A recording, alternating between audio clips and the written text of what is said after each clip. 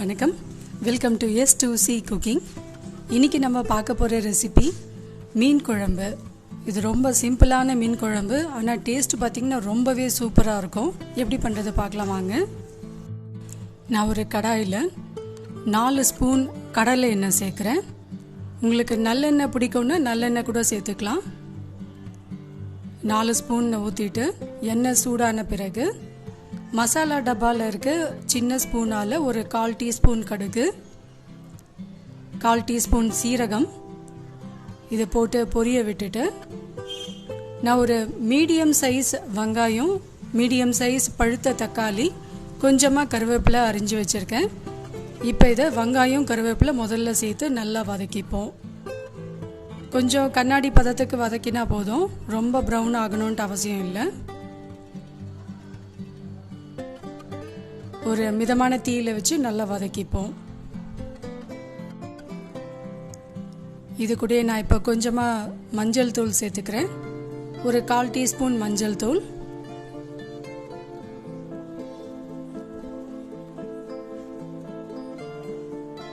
இப்போ இது நல்லா வதங்கின பிறகு நம்ம அரிஞ்சு வச்சிருக்க தக்காளியும் இது கூட சேர்த்து வதக்கிடலாம்.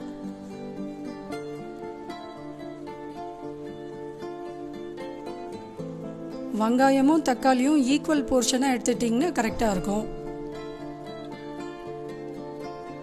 அதே மாதிரி வெங்காயம் நீள் வாக்கில் அரிஞ்சிட்டு அதை 2 துண்டாக கட் பண்ணி அந்த மாதிரி வதக்கினோன்னா ஈஸியாக வதங்கிடும்.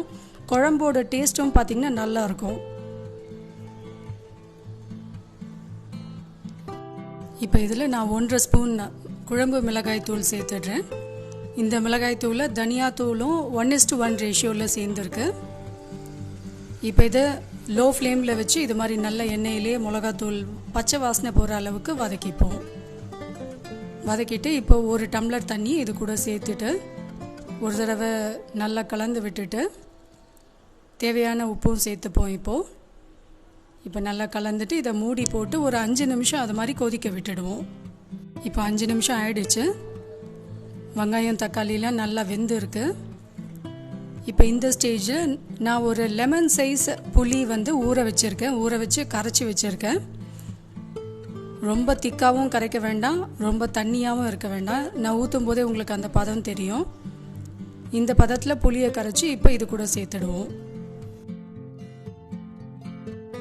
இதையும் மூடி போட்டு ஒரு 5 நிமிஷம் கொதிக்க வச்சுடுங்க.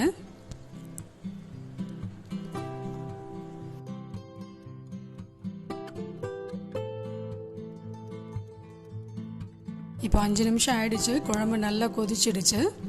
இந்த சமயத்தில் நம்ம சுத்தம் பண்ணி வச்சுருக்க மீனை இது கூட சேர்த்துடுவோம். நான் உப்பு மஞ்சத்தூள் போட்டு இந்த மீனை சுத்தம் பண்ணி வச்சுருக்கேன். இது சங்கரா மீன்.